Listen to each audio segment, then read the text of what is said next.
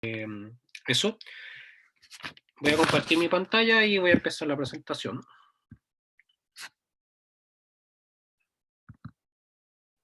¿Se ve mi pantalla?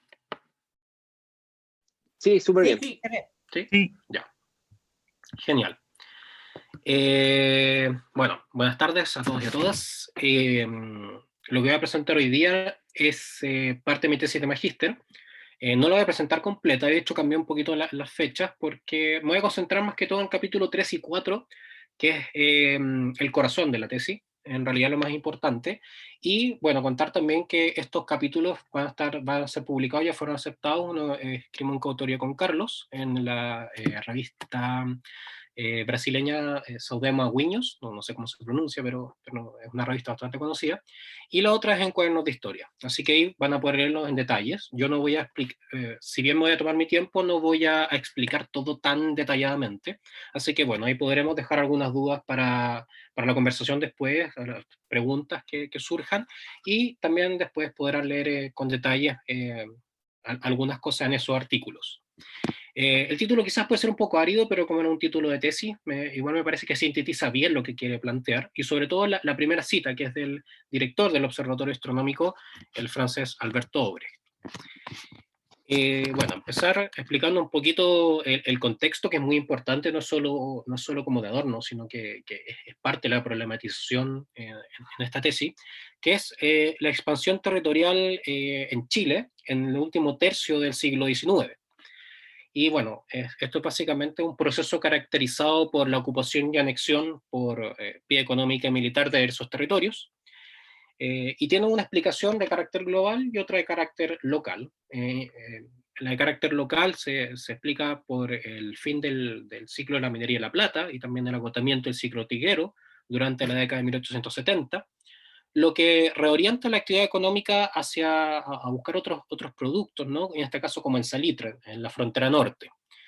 La importancia estratégica de este mineral fue uno de los factores que desata la guerra del Pacífico, y que trae como consecuencia la anexión de Arica, Iquique y parte de Atacama. Por otro lado, también tenemos el caso de la frontera sur, un proceso de expansión que ya se venía viviendo desde la década de 1860, sobre todo en las tierras al sur del Biobío, que se había mantenido como territorio cuasi autónomo después de la independencia, como territorio mapuche, y hacia 1883 ya culmina este proceso de anexión por vía militar, ¿no? Y que se intenta rescatar un poquito acá. Y como un correlato de este proceso es que se producen distintos conflictos internacionales por la fijación de zonas limítrofes, lo que deriva en varios litigios bilaterales o multilaterales. En este caso me centro en los conflictos entre Chile y Argentina entre 1881 y 1902.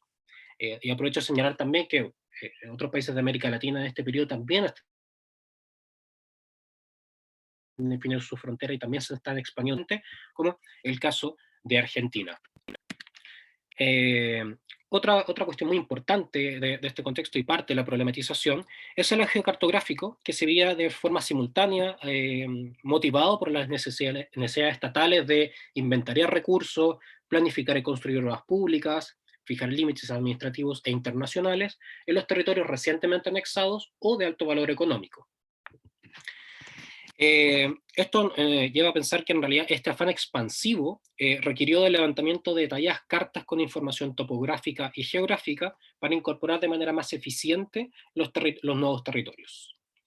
Y es por esto que se impulsa una serie de exploraciones geográficas regionales, muchas veces, más que nacionales, que estuvieron a cargo de ingenieros, geógrafos y oficiales de marina que estaban especializados en levantamientos topográficos e hidrográficos.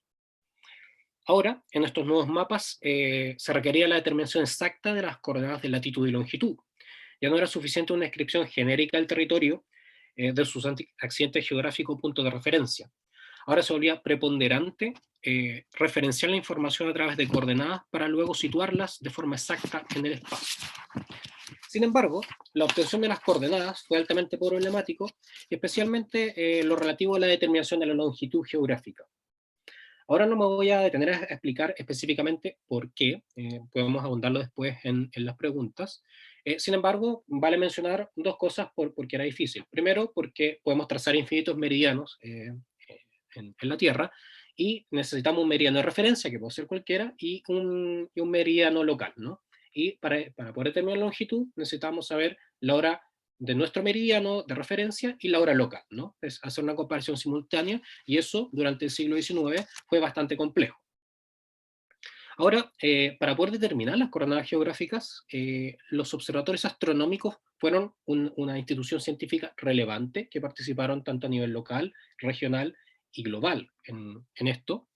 Y por ello, esta presentación aborda el papel del Observatorio Astronómico Nacional, eh, abreviado OAN, en estas tareas vinculadas a la determinación de coordenadas geográficas en la producción cartográfica, y aquí esta presentación aborda dos partes. Uno, con 4 exploraciones geográficas desarrolladas en la década de 1880, y por otra parte, durante la cuestión de límites y con la comisión de límites en la década de 1890.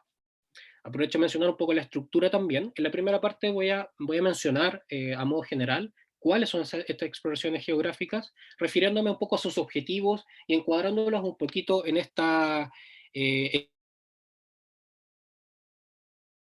expansión territorial, ¿no? Para que tenga un sentido. Brevemente, digamos, la principal participación del observatorio, y en la segunda parte voy a hacer un paneo general, ¿no? Con las principales características o las principales formas de colaboración que prestó el observatorio con estas 4 exploraciones geográficas. Y en la segunda parte también voy a explicar un poquito algunas transformaciones del observatorio astronómico y su relación eh, con la Comisión de Límites en la siguiente década. Ahora, para recordar un poquito, ya sé que se ha hablado del Observatorio Astronómico Nacional en el laboratorio un par de veces antes, pero me parece relevante mencionar o recordar un poquito la historia del observatorio. Se fundó en 1852, luego de que el gobierno chileno comprara los instrumentos e instalaciones levantadas en el Cerro Santa Lucía por la expedición del teniente estadounidense James Gillis, eh, una empresa que se extendió entre 1849 y 1851-52. Luego de esta compra, el Ministerio de Instrucción Pública es quien asume la dirección administrativa del observatorio y designa directores y funcionarios a sueldo, quien se encarga de realizar y comunicar los trabajos científicos. Desde la dirección de José Ignacio Vergara, entre 1864 y 1889, José Ignacio Vergara es el que está a la derecha, hubo un desarrollo importante de tareas asociadas no solo, digamos, con la observación de cuerpos celestes, sino también a la meteorología y la geografía. Esta orientación, ¿no? Digamos, y sobre todo la orientación geográfica, se mantiene hasta la llegada del siguiente director, el francés Alberto Obres, que es quien está a la izquierda de la pantalla. Ahora, resulta interesante que a pesar de que el observatorio realizó, digamos, como recurrentemente trabajos geográficos, es algo que en general se ha estudiado poco. En la literatura que aborda la historia del observatorio astronómico, esto se menciona de manera bastante anecdótica, ¿no? Y se profundiza muy poco sobre ello. Y esto es algo curioso porque en muchos otros observatorios de América Latina, en Estados Unidos y en Europa, estas instituciones sí estuvieron involucradas en trabajos de estudios terrestres, ¿no? Pero no solo por sí mismos, sino que además también tenían fines estratégicos, ¿no? Y aquí hay ciertos casos, no los voy a explicar, pero podemos discutirlo después. Por ejemplo, el Observatorio Astronómico Nacional de Bogotá, que estuvo involucrado en la determinación de límites internacionales. El Observatorio de La Plata también tiene hartos intereses por ligar estudios geodésicos con la astronomía. En el caso del Observatorio de París y su relación con el Buró de Longitudes, y en el caso de Estados Unidos, la participación de observatorios astronómicos en el United States Coast Survey.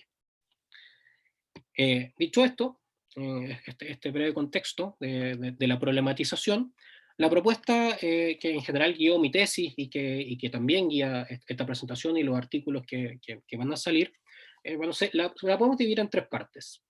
La primera, y aquí lo voy a leer porque me parece importante que sea precisa, es que el Observatorio Astronómico participó activamente del auge cartográfico, el cual necesitó determinar de manera precisa las coordenadas geográficas de latitud y longitud.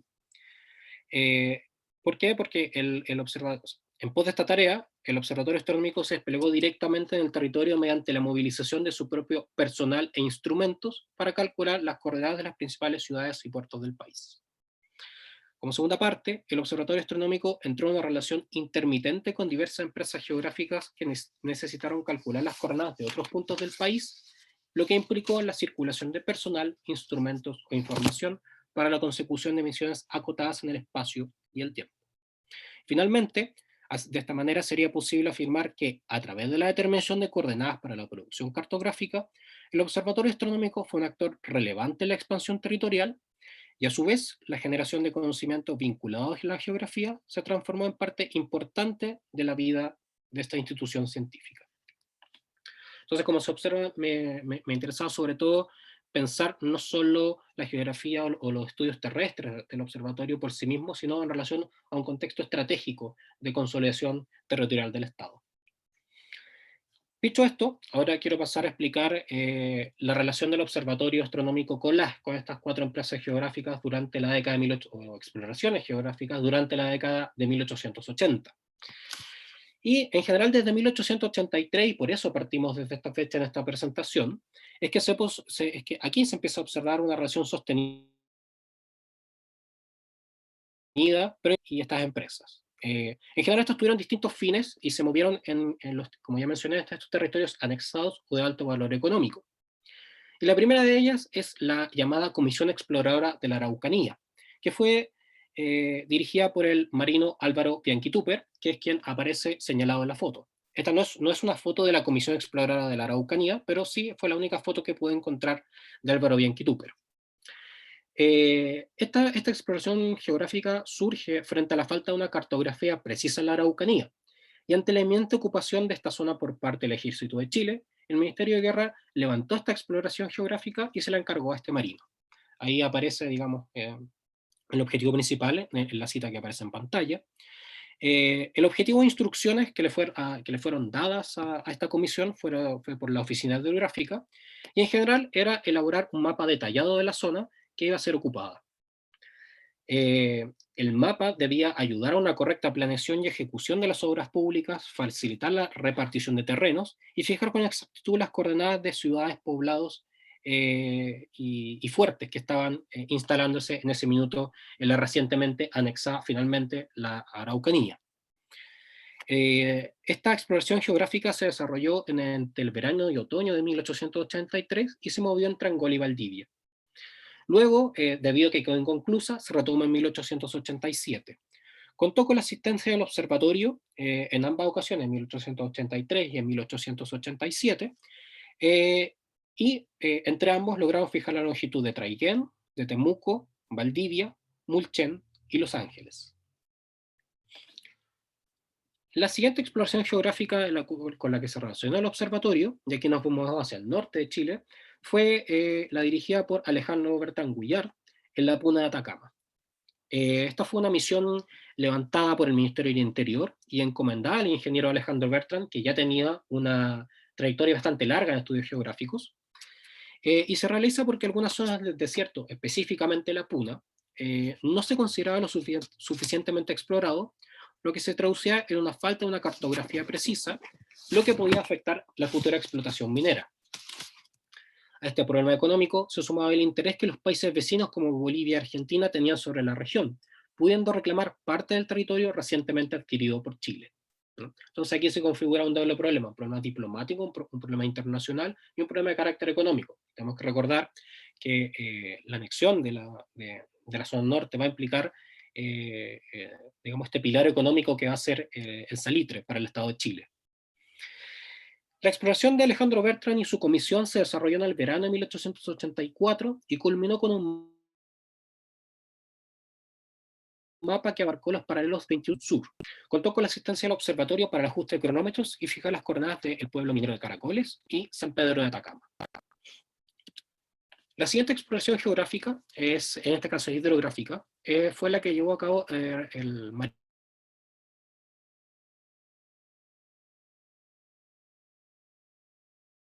Marítima Hidrográfica relanzó su programa de expediciones hacia lugares que tuvieran un interés geopolítico e importancia para la navegación. entre los que se siguió incluyendo la zona sur. Ay, por cierto, me salió que mi conexión es inestable, así que en caso de que no me esté escuchando bien, me avisan, por favor. Bueno, en este relanzamiento de las exploraciones hacia estas zonas que tuvieran un interés para la navegación, se mantuvo las exploraciones en la zona sur y magallánica que ya habían sido exploradas por la Oficina Hidrográfica en la década pasada. En este contexto, y en 1895 se comisiona al capitán Miguel Gaona para que explorara y construyera planos hidrográficos de Pichilemu, el curso inferior del Biobío y la bahía de Arauco, dado que estas zonas encerraban potencialidades para la navegación. Un año después, en 1886, se reemplaza a Miguel Gaona por el subdirector de la Oficina Hidrográfica, Ramón Serrano Montaner, y el capitán Arturo Wilson, quienes debieron terminar esta misión, y para ello debieron determinar la longitud de puntos importantes en tierra, tales como el faro de Lota y el puerto de Talcahuano. Las coordenadas de estos sitios debían ser lo más exactas posible, en pos de construir cartas hidrográficas fiables que pudieran ser utilizadas para navegación de una zona con densas nieblas. Aquí se observa, además de cuestiones, digamos, de navegación, que en el caso de Lota había explotaciones carboníferas que durante la década de 1880 y la siguiente década empiezan a tomar bastante fuerza, ¿no? Es un polo de desarrollo, sobre todo de modernización capitalista, y que transformó considerablemente el espacio circundante que tenía una fuerte relevancia económica. Entonces, Ramos Serrano y Arturo Wilson se comunican con el observatorio y le piden asistencia para intercambiar señales telegráficas y determinar la longitud del faro y puerto ya mencionados. Sin embargo, esta misión se suspendió a causa de una reordenación de las prioridades de la Oficina Hidrográfica y envían a Serrano y Wilson hacia Chiloé. Sin embargo, los datos que obtienen del observatorio van a ser utilizados por estos marinos en sus próximas expediciones. Y finalmente, la Comisión Exploradora del Desierto de Atacama, que surge de manera paralela a la de Alejandro Bertrand, por el fuerte interés que tenía el Estado por conocer en profundidad el desierto de Atacama, lo que motiva a comisionar al ingeniero en minas Francisco San Román para que dirigiera esta comisión. El objetivo de la comisión era generar una detallada cartografía que mostrara las principales configuraciones geográficas del desierto, abarcando aspectos topográficos, orográficos e hidrográficos. Adicionalmente, debía trazar los principales caminos que fomentaran el desarrollo minero industrial del desierto y generar una colección mineralógica, entre otros fines. Este exhaustivo trabajo, que implicaba recorrer todo el desierto de Atacama, obligó a la Comisión Exploradora a realizar sucesivas expediciones que se prolongaron entre 1883 y 1889, así como también relacionarse con otras instituciones científicas, entre las que les destaca el Observatorio Astronómico. Los registros de viaje muestran que la relación con el Observatorio Astronómico fue constante y se tornó muy relevante en los últimos 2 años de expediciones. En conjunto, la Comisión y el Observatorio determinaron las coordenadas de Copiapó, La Serena y Antofagasta. Luego, aprovechando un despliegue en terreno del observatorio, el gobierno solicitó al Observatorio Astronómico que fijara las coordenadas de La Serena y Coquimbo. Repasadas y encuadradas estas exploraciones geográficas y sus objetivos estratégicos en términos de expansión territorial, quiero caracterizar las principales formas que se dieron entre estas exploraciones y el observatorio, que las podemos dividir en 4. La primera tiene que ver con el ajuste de cronómetros. Al ser el cronómetro uno de los objetos más importantes para la determinación de la longitud, es necesario que su marcha fuera precisa y que marcase la hora local de manera correcta. Por este motivo, las exploraciones acudieron al Observatorio Astronómico Nacional, ya que los instrumentos de esta institución, como los péndulos, permitían corregir los errores en la marcha del tiempo. En ocasiones, este ajuste de cronómetros se realizó de manera presencial y en otras oportunidades se realizó mediante el telégrafo. Asimismo, el Observatorio Astronómico Nacional era la institución que podía obtener de manera más exacta la hora de la capital, lo cual era un elemento clave a la hora de comparar el tiempo local y el de Santiago. Esto indica que el observatorio fue una institución reconocida para el manejo de datos espacios temporales y que fueron aprovechados por estas expediciones. La segunda forma de relación tiene que ver con el intercambio de señales telegráficas. Y este fue un proceso que se transformó en uno de los pilares de la relación establecidas entre las exploraciones geográficas y el observatorio. A través del intercambio de señales se produjo un flujo de información que permitió comparar la ola local entre dos puntos distantes y también ajustar cronómetros, obteniendo así los datos para calcular la longitud geográfica. Cabe señalar que desde la aparición del telégrafo, este método se volvió el más fiable y rápido para comparar la hora local y para determinar la longitud, por lo que esta acción era algo ineludible en la producción cartográfica. No obstante, también debe tenerse en consideración que el intercambio de señales telegráficas requería de una muy buena coordinación entre diversos elementos humanos y materiales. Alambres telegráficos en buen estado, corriente eléctrica fluyendo sin problemas, funcionarios que asistiesen a la operación, entre otras. Dada la gran precisión que exigían los trabajos cartográficos y los rigurosos estándares de la astronomía del siglo XIX, un pequeño desajuste en algunos de estos elementos podía implicar errores que debían ser corregidos una y otra vez hasta obtener los resultados deseados. El tercero tiene que ver con la circulación de instrumentos de precisión. A diferencia de los dos anteriores, este fenómeno fue menos frecuente, pero no menos relevante. Los instrumentos facilitados por el Observatorio Astronómico fueron utilizados para las observaciones astronómicas en terreno, supliendo carencias materiales que experimentaron las comisiones exploradoras. Esta circulación de instrumentos muestra que el instrumental del Observatorio Astronómico no estuvo reservado exclusivamente para su uso acotado dentro de la institución, sino que fue puesto a disposición de las necesidades nacionales derivadas de la expansión territorial. Y finalmente, la circulación de personal. Los altos niveles de precisión requeridos por los levantamientos cartográficos para determinar, por ejemplo, las coordenadas de puntos base de triangulación, hicieron que las empresas geográficas solicitaran al observatorio la movilización directa sobre el terreno. De esta forma, el observatorio desplegó sus propios funcionarios equipados con instrumentos para determinar astronómicamente la coordenada de puntos claves con gran precisión. No obstante, esta dinámica fue muy limitada a causa del constante déficit personal que tuvo el Observatorio Astronómico durante la década de 1880. Con esto finaliza, digamos, el ciclo de la primera década en su relación con las exploraciones geográficas. Y ahora me voy a centrar en la siguiente década, que ya no se relaciona tanto con exploraciones geográficas, sino más bien con la Comisión de Límites en este nuevo contexto. Cuando nos referimos a la cuestión de límites, nos estamos refiriendo a un conflicto político-diplomático entre Chile y Argentina desarrollado fuertemente en la década de 1890 para definir las fronteras entre ambos países. Esto implicó la creación de instituciones como la que ya he mencionado, como la Comisión de Límites, la cual se dedicó a la elaboración de mapas precisos con base geodésica, nuevas exploraciones geográficas y a la demarcación de límites a lo largo del territorio. ¿Y por qué mencionar la cuestión de límites dentro de la expansión territorial? Porque las disputas de límites las consideramos acá como un corolario institucionalizado de la expansión de frontera. Representan la culminación institucional del proceso a través de la identificación definitiva, o al menos estables, de las fronteras territoriales de los estados mediante acuerdos de validez internacional. En esta etapa, el conocimiento natural fue utilizado como un instrumento para construir una estrategia que defendiera los intereses del Estado chileno, en tanto que ayudaría a demostrar que las pretensiones territoriales eran válidas a partir del examen del mundo material. Entonces, en este nuevo contexto, ¿cómo coopera el observatorio? Y aquí quiero hablar, antes de pasar directamente a las formas de cooperación, algunas transformaciones que ocurren al interior del observatorio que ayudan a comprender cómo es que el observatorio participa de mejor forma en esta, o de manera más recurrente, de manera más profunda con la Comisión de Límites.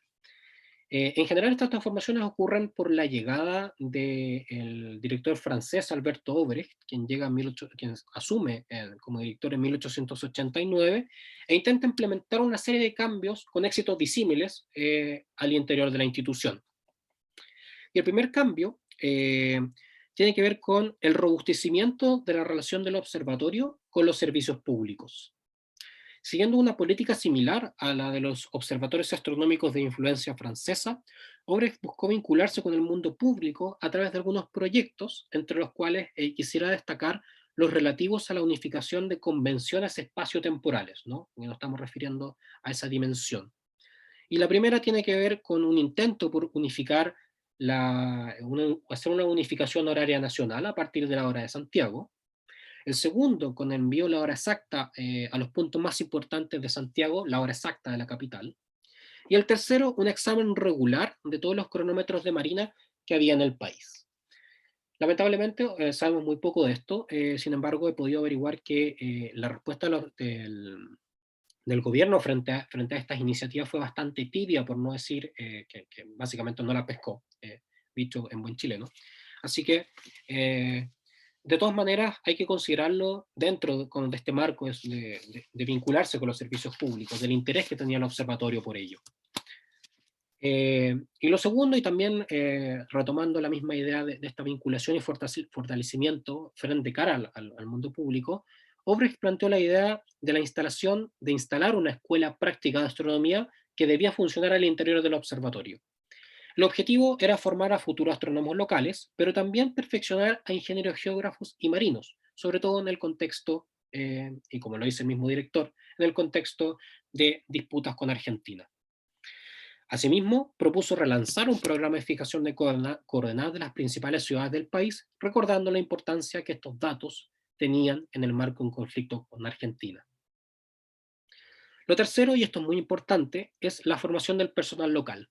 Siguiendo una política muy similar al del Observatorio de La Plata, donde el director, también de origen francés, decidió formar a ingenieros locales y vincularse con el personal local y no contratar astrónomos extranjeros en un primer momento, Obrecht decidió formar y contratar astrónomos regulares, en este caso ingenieros, normalmente estudiantes de ingeniería, eh, lo que permitió aumentar la dotación de personal del observatorio durante toda la década de 1890. Estas tres, digamos, como estos pequeños cambios que permitieron al observatorio vincularse de mejor manera a partir de 1893 con la Comisión de Límites. En esa fecha es que empiezan los trabajos de marcatorios, tanto en Chile como en Argentina, y otros de exploración geográfica. Y en este contexto es que Alberto Obrecht pone a disposición públicamente todas las capacidades del observatorio para esta coyuntura. Y para no repasar una por una, que sería bastante larga, también las hemos agrupado en cuatro que son muy similares, estas formas de colaboración a la Comisión de Límites, a las de las exploraciones geográficas. Y la primera es la circulación de personal, que si antes era más acotada, ahora se vuelve muy relevante porque hay más personal, ¿no? Y esto ocurre porque los protocolos suscritos entre Chile y Argentina, que permitían fijar los hitos demarcatorios, entre otras cosas, normaban un poco cómo iba a funcionar el tema de los límites, exigieron la contratación de personal especializado en trabajos geodésicos, quienes debieron ser capaces de ejecutar de manera eficiente la demarcación limítrofe en el terreno. Entiéndase, poner y demarcar los hitos. Algunos eran de fierro, pero esa era básicamente la tarea de las subcomisiones demarcadoras. De esta forma, la Comisión de Límites acudió a los trabajos del Observatorio Astronómico reconociendo la experticia que estos sujetos tenían. Como ya mencioné, la mayor dotación de personal permitió poner a los empleados a disposición de la Comisión de Límites, y durante el periodo 1894 y 1896, 4 astrónomos pasaron a servir como ingenieros ayudantes e ingenieros segundos en las subcomisiones demarcadoras. El segundo, y es algo muy parecido al anterior, tiene que ver con el ajuste de instrumentos de precisión.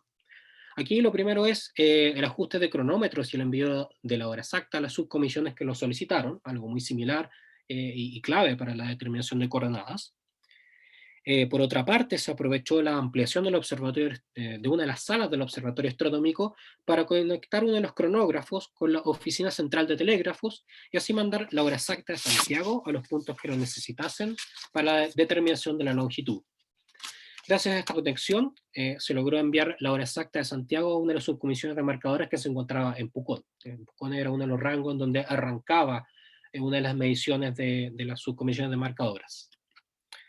Y finalmente, la elaboración de unas hojas de cálculo que permitían computar más rápidamente la hora de las ocultaciones de estrellas por la Luna, facilitando la determinación de coordenadas. Estas hojas, además de ser utilizadas regularmente en la práctica en el observatorio, según el propio testimonio del director, fueron prestadas a las subcomisiones que lo solicitaron. Y finalmente, y es algo muy similar a lo anterior, es el despliegue de coordenadas. Aquí he podido encontrar dos casos en particular, uno mejor documentado que otro. Y el primero es de 1901, una delegación dirigida por Ernesto Greve. Quizás a muchos les suena acá el nombre Ernesto Greve porque fue un ingeniero muy importante, pero también fue un astrónomo, se formó en el Observatorio Astronómico. Bueno, y en algún minuto se planteó que fuera director, pero finalmente no fue. Bueno, en 1901 se comisiona a Ernesto Greve para que se traslade a San Fernando a petición de la Comisión de Límites. Y el objetivo era determinar las coordenadas exactas de la matriz, de la iglesia matriz de San Fernando, porque este era un punto de arranque que luego se internaba en la olla del Tinguiririca. Quiero recordar que por el principio del Divortium Aquarum, todos los cursos de agua que terminaban en Chile y Argentina eran muy importantes, ¿no? Entonces, por eso era relevante poder determinar las coordenadas de este lugar. Esto se hizo sin problemas y se dejó un registro bastante amplio de la operación y los datos fueron entregados a la comisión. Y finalmente, en 1902 representa una fecha doble de cierre. Por una parte, es el último registro que se puede encontrar, aunque bastante escueto, de las misiones del observatorio en el terreno. Alberto Obrecht se traslada a petición de la comisión hacia el norte de Chile. No puede encontrar porque el archivo se vuelve muy fragmentario en ese periodo, por qué y cuál era el objetivo, pero sí está consignado que era para las disputas de límites. Y por otra parte, la segunda razón es porque en 1902 está el fallo de la corona británica, que finalmente es en torno a la Patagonia, ¿no? Pero sí es un fallo que pone un poco un cierre a la discusión de límites, por lo menos en la zona patagónica. Dicho esto, ahora voy a pasar a las conclusiones, las principales conclusiones del trabajo. Y lo primero es recordar que la especialización cartográfica, motivada por la especialización y el auge cartográfico, motivada por la expansión territorial, permitió la participación del observatorio astronómico, gracias a que los ingenieros y marinos encargados de dirigir las exploraciones geográficas y la Comisión de Límites acudieron a la institución para mejorar la exactitud de sus mapas y de sus trabajos geodésicos. Este persistente contacto indica un reconocimiento de la función práctica que desempeñaba el observatorio, gracias a que la astronomía entregaba la posibilidad de obtener coordenadas geográficas exactas. Fue así como el Observatorio Astronómico Nacional se encargó de determinar coordenadas de bases geodésicas u ubicaciones específicas para cartografías que tenían fines estratégicos en términos económicos, diplomáticos y militares. De esta manera, la actuación del Observatorio Astronómico Chileno debe ser entendida como un fenómeno que se inserta en lógicas globales y regionales. Tanto en Europa como en América Latina, la práctica de los observatorios astronómicos estuvo vinculada con fines de carácter político, económico, militar, a través de los estudios geográficos o de los estudios terrestres. Finalmente, las formas de relación y cooperación con las exploraciones geográficas y la Comisión de Límites, prolongada durante casi 2 décadas, permite afirmar que el trabajo geográfico fue parte importante de los quehaceres al interior del Observatorio Astronómico Nacional. Existió una agenda de trabajo en materia geográfica que fue estimulada por la expansión territorial y producción cartográfica, haciendo que el Observatorio Astronómico destinara constantemente recursos humanos y materiales para este fin. A pesar de todas las limitaciones que tuvo la institución, siempre respondió de forma positiva a las exploraciones y a la Comisión de Límites cuando su organización interna se lo permitía.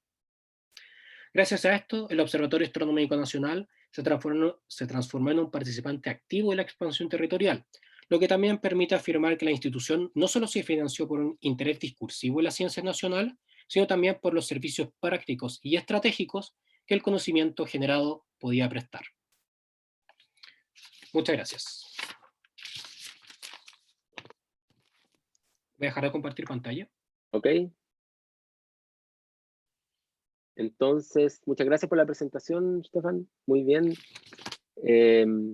Estamos ahora entonces en el momento para poder hacer preguntas, discutir, y por favor intervengan nada más, prendan su micrófono y le pueden dar nada más con la pregunta o el comentario que quieran hacer.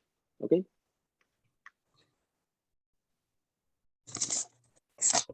Estefan, yo tengo varias preguntas que son más bien medias laterales, que tienen que ver con las empresas de geografía que nombraste, que quiénes eran, etcétera, por un lado.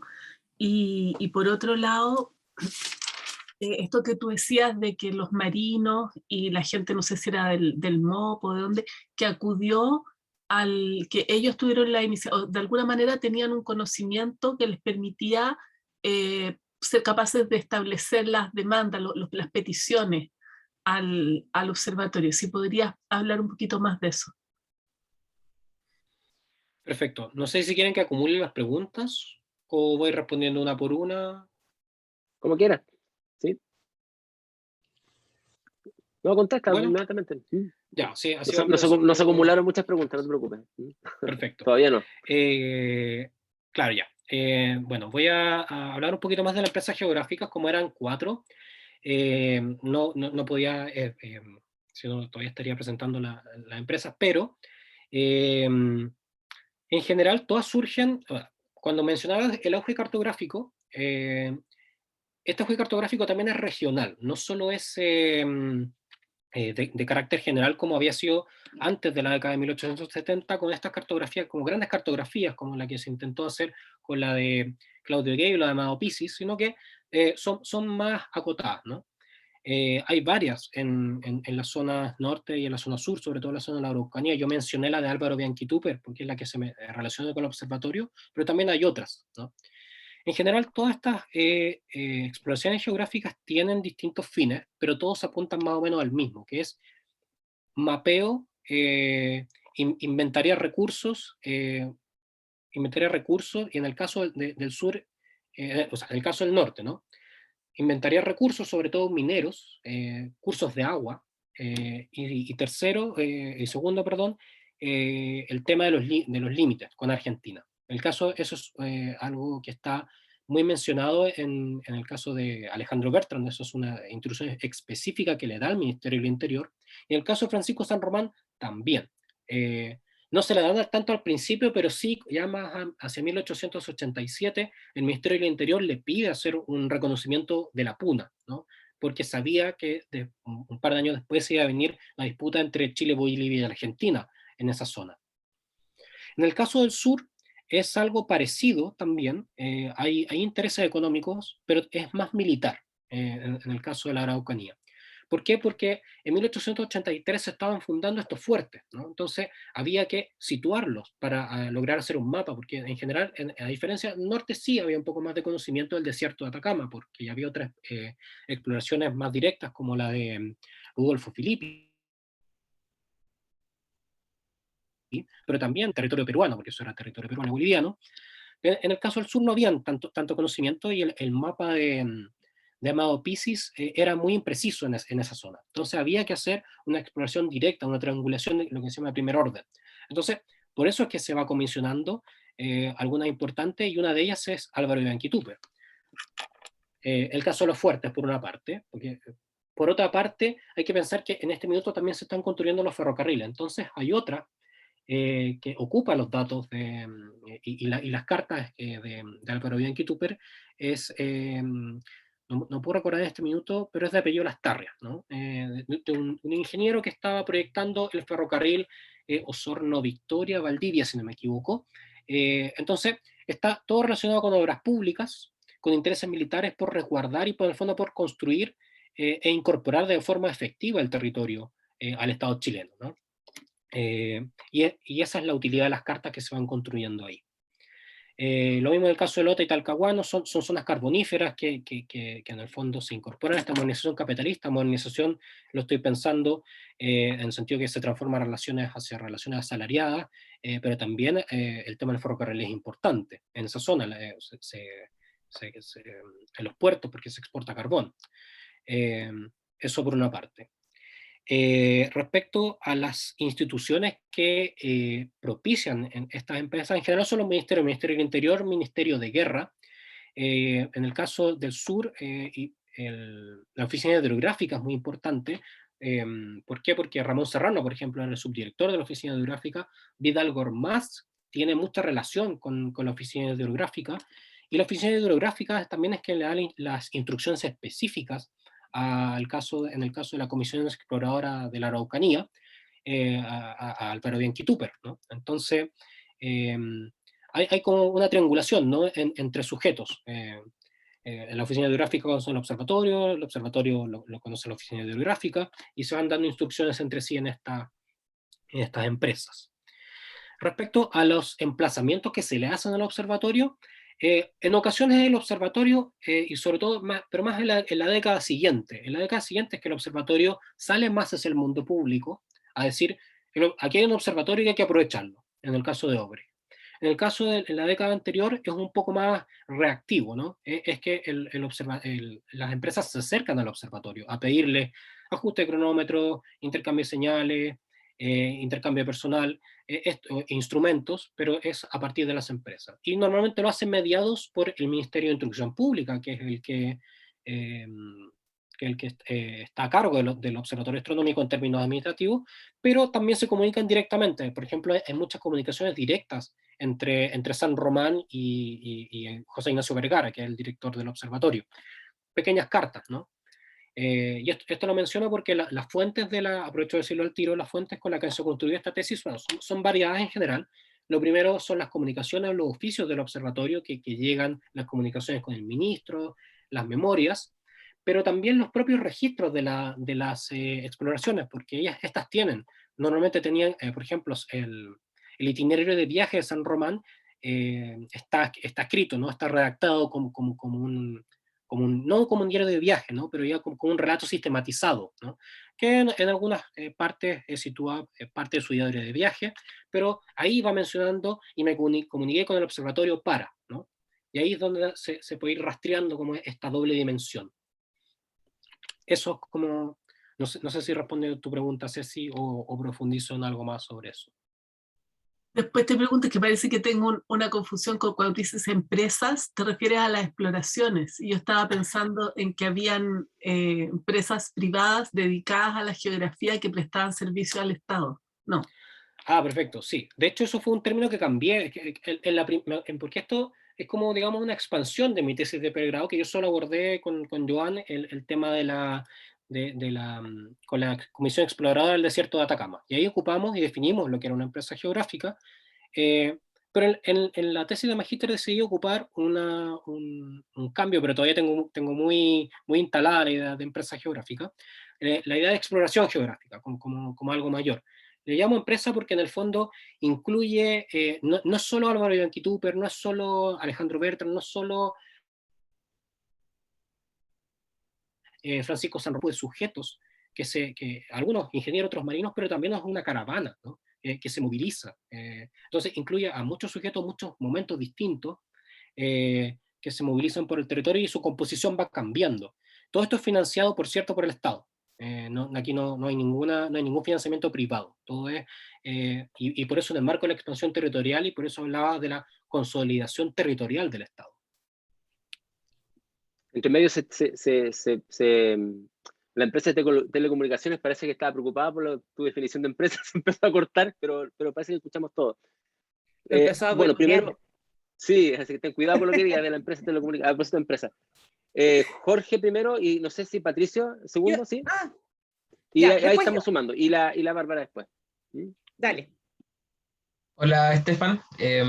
Bueno, felicitarte primero por tu presentación. El trabajo está súper interesante y lo que me recuerda que tengo que pedirte la tesis para ver si es que me la permites leerla en algún momento. La primera pregunta que te quiero hacer está muy relacionada con una de las últimas cosas que mencionaste. Es una duda muy específica cuando mencionabas esta expedición a la zona del Tinguiririca, que no me acuerdo por quién fue, presidida por San Román o por Greve. Por Greve. Ya. Pregunta 1. ¿Encontraste información relativa, por ejemplo, a glaciares en la zona? Porque interés personal que tengo ahora, que es el tema de los glaciares, y me interesa mucho la exploración de los glaciares de las zonas centrales, porque he encontrado harto material sobre la exploración de glaciares en la zona patagónica, en los campos de hielo, en la Tierra del Fuego, etcétera. Pero los glaciares de la zona central, y particularmente los de la región de O'Higgins, que son una zona muy poblada de glaciares, no he podido encontrar muchas referencias históricas. Entonces, esa es la primera. Y si es en caso de que hayas encontrado alguna mención, si me puedes decir dónde está, etcétera, como para ir a empezar a escarbar por ahí. Y lo segundo es como mitad pregunta, mitad comentario. Si este trabajo que tú estás realizando, y en el fondo llegaste más o menos justo hasta 1900, eh, ¿tú ves si es que, por ejemplo, es posible extender esta apreciación sobre las empresas geográficas y su relación con el observatorio más adelante? Te lo pregunto por qué. Porque, y estaba revisando acá la referencia que dejé anotada, estuve estudiando hace poco el caso del proyecto del canal de Ofki, en la zona de la península de Taitao-Naisen, ¿ya? Y tengo acá una referencia, que de hecho no sé si puedo compartir pantalla para mostrártela, que la encontré en el diario El Mercurio. No sé si Sí, puedo, Carlos. te puedo como, te pongo como, espera un poquito, porque sí. Yo ya te perdoné Para, que dejara la astronomía y te dedicara a los glaciares, así que te puedo poner como confitrión, ya estamos perdonados, sí. Ok. perfecto. Mira, aquí no sé si la pueden ver. Que este es el diario El Mercurio del Paraíso del 31 de enero de 1905, y este pedacito que está acá, bueno, aquí está el título de la noticia, la exploración del Istmo de Okhotsk. Y estuve pensando en esto todo el rato mientras tú realizabas tu presentación. Y al mismo tiempo que este trabajo se efectuaba, que eran trabajos o sea, de cartografía en la zona del Istmo de Okhotsk, se observaba también la longitud a fin de aprovechar el arreglo de los cronómetros llevados a efecto en Puerto Montt por cambio de señales con el Observatorio Astronómico de Santiago, por observaciones astronómicas, no dejando transcurrir mayor tiempo. Es decir, que 3 años después del hito que tú marcabas como el hito final de tu trabajo, el que presentaste ahora, encontré otra referencia a este tipo de trabajo. Entonces mi pregunta va, en el fondo, si es posible extender o proyectar esta labor geográfica del Observatorio Astronómico Nacional más allá de los tiempos de Obre, es decir, de Ristenpark, después de la época en que el observatorio cambia a manos del, de la Universidad de Chile, etc. Esas son las dos preguntas que tengo. Voy a aprovechar a responderla al tiro antes de que se me vayan, porque tengo la idea bien presente. Mira, en realidad, específicamente la expedición o sea, bueno, digamos, esta campaña en la que se comisiona Ernesto Greve y el otro astrónomo, es específicamente a San Fernando, porque lo que necesitaba la comisión de límites específicamente era la coordenada de esa iglesia, porque ahí comenzaba la poligonal que después se internaba en el río Tinguiririca. Así que la referencia que tú estás buscando probablemente no la encuentres en el observatorio, y si la encuentres, si es que está, porque yo me centré solo en la parte del observatorio, en los documentos técnicos de la Comisión de Límites. ¿Qué le interesaba a la Comisión de Límites y por qué? Bueno, sí, la vía del Tinguiririca, pero la vía del Tinguiririca tenía específicamente, y se insertaba en una cuestión que se llama el paso de las damas, que había un problema importante ahí. No recuerdo exactamente por qué, porque era muy específico el tema, pero había una disputa específica en toda esa zona, ¿no? Para poder delimitarla geográficamente. No sé si dentro de ese informe del paso de las damas, que es bastante largo, una compilación de documentos de la Comisión de Límites, se refiere, por ejemplo, a la geografía, la topografía, la orografía, si se refiere a los glaciares, eh, pero en general los trabajos de la Comisión de Límites, o sea, no solo se dedicó a hacer un mapa que finalmente se publicó en 1911, también se dedicó como siento yo, a inventariar un poquito el terreno, ¿no? Sobre todo el cordillerano, ¿no? La cordillera de los Andes, y ahí hay un artículo de Rafael Sagredo que habla un poquito de eso, en torno a la Comisión de Límite y los Andes, que la explora bastante profundamente. Entonces, puede que en esos informes, yo los tengo, si quieres te lo puedo enviar después, aparezcan esta información geográfica referida a Gracé y otras cosas también. Entonces, por ahí puede ser. Y respecto a la segunda pregunta, si es posible extender esto, mira, yo haría una aclaración. En realidad, los trabajos geográficos, yo tomé, y siento yo que el planteamiento de esta tesis, no solo, y de este trabajo y los artículos que van a salir, no solo mostrar el trabajo geográfico del observatorio, que es importante, porque esto sí se viene haciendo en realidad desde que se instala el observatorio, sino cuál es el sentido de estos trabajos geográficos en un marco específico, muy importante para la consolidación del Estado chileno, que es en este periodo.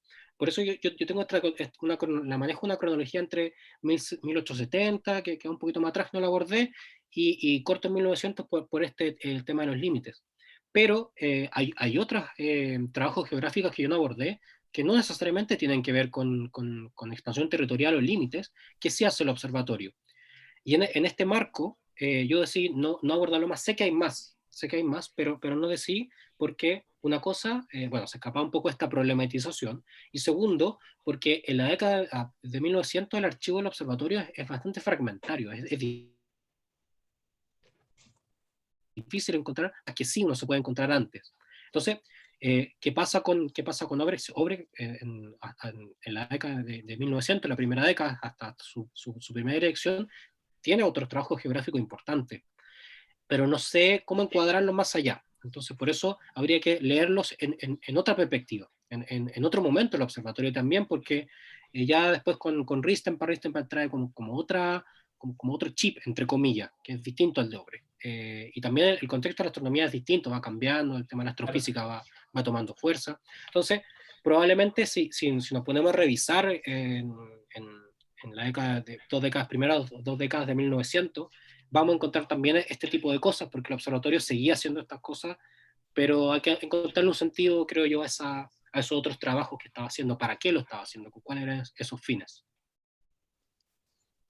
Ok, bueno, aprovecho de dar la bienvenida a Patricio Aceituno al laboratorio, ¿no es cierto? Profesor de la Facultad de Ciencias Físicas y Matemáticas, quien ha hecho un trabajo extraordinario recopilando mucha información y seguramente tendrá algunas preguntas, y espero que siga participando en la medida que tenga interés en los trabajos que se presentan acá. Así que, por favor, Patricio. Sí, gracias, Carlos. Muchas gracias por la invitación.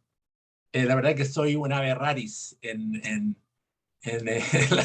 la Facultad de Ciencias Físicas y Matemáticas, alguien que le interesa la historia de su propia institución, lo que debería ser más generalizado, pero la verdad es que muy poca gente le interesa mi facultad. Y muy interesante la presentación que me conecta con otras vertientes de estos personajes, porque todos me suenan cuando hablas de José Ignacio Vergara, cuando hablas de Obre, pero a mí me suenan por otras dimensiones, por otras capacidades, que eran profesor de física, Obre, que era renombrado profesor de física, que hace un curso clásico de física que todavía se hace y que yo lo dicto en Ciencias Físicas y Matemáticas, el curso de mecánica. Porque a mí lo que más me preocupaba o me ha preocupado es rescatar la historia de mi área, que es la meteorología, y donde el Observatorio Astronómico también jugó un rol muy importante, fundacional casi, de la meteorología en Chile.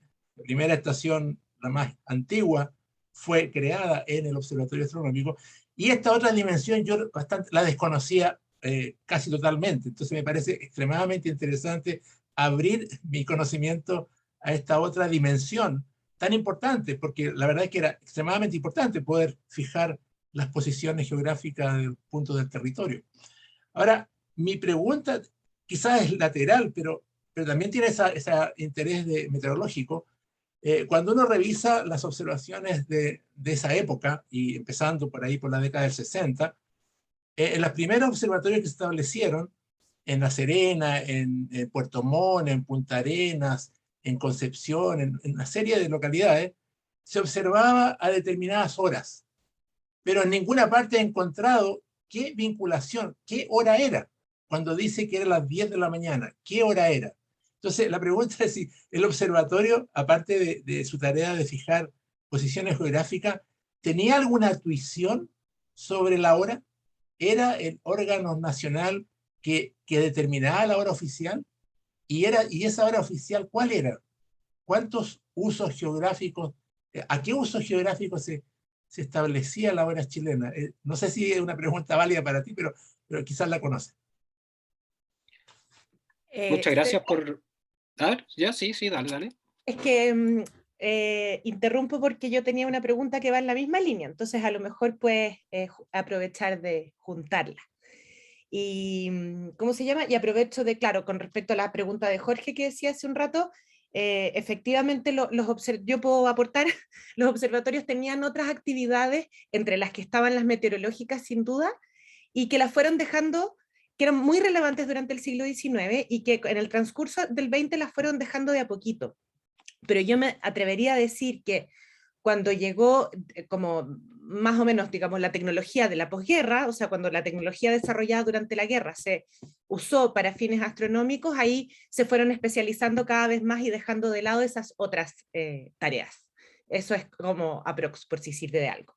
Y la pregunta que iba a hacer, que se vincula con lo que decía Patricio, era precisamente eso, si sabes, si nos puedes explicar esta vinculación entre la determinación de coordenadas y el tema del tiempo, de la hora, de los relojes. Los cronómetros son algo que aparecen en el mundo astronómico todo el tiempo, y no por las coordenadas celestiales, porque todavía no las sabían, todavía no las habían definido.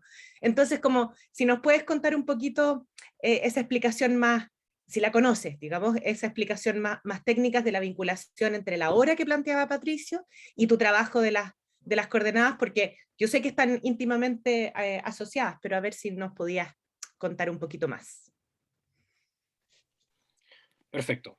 El tema del tiempo, algún minuto pensé al principio, porque esta tesis se basó, bueno, un poco en lo que he hecho en pregrado, pero también se inspiró mucho el libro de Peter Gallison, el de El reloj de Einstein, mapas de Poincaré, que me parece muy bueno, y él en realidad lo que aborda, bueno, aborda muchas cosas, pero cuando lo sintetiza en la introducción, es el estudio de coordinación y simultaneidad temporal, que es un fenómeno que puede parecer muy difícil de estudiar, pero que cruza toda la física, astronomía, política, el tiempo y el espacio, entre el fin del siglo XIX y el principio del siglo XX. Bueno, mira, ahora, bueno, mi tesis doctoral va a ser sobre meteorología, respondiendo a la pregunta de Patricio.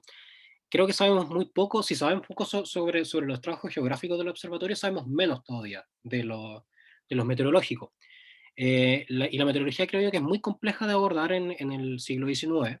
Hay buenos trabajos sí, que se han abordado, y una de las vertientes tiene que ver con la disciplina, como disciplinar a los observadores. ¿A qué hora observar? O sea, hay que enseñarle al observador que está a miles de kilómetros lejos, tú no sabes lo que está haciendo, para que observe de determinada manera y a determinada hora. Tenemos una suerte en Chile que es como no es, Chile no es un país muy ancho, ¿no? Entonces tiene solo un uso horario, ¿no? Entonces en general la diferencia ahora entre Magallanes y Santiago no es tanta como por ejemplo en Estados Unidos, en Rusia o en Argentina, ¿no? Entonces, ahí no hay un problema, digamos, como práctico tan grande. Sin embargo, debido a los estándares de precisión que se requerían para formar, o para formar, digamos, un asidero de datos confiables, sí había que regular una hora y regirse por un horario. El tema de la hora oficial en Chile no se ha trabajado mucho, pero yo me encontré varias veces por lo menos en la década de 1870 y 1880, de intentos del observatorio por establecer una hora unificada nacional a partir de la hora de Santiago, ¿no? Que era la que determinaba el observatorio. Sin embargo, eso no prospera durante la década de 1880 y 1890, cuando todavía se siguen haciendo observaciones en distintas estaciones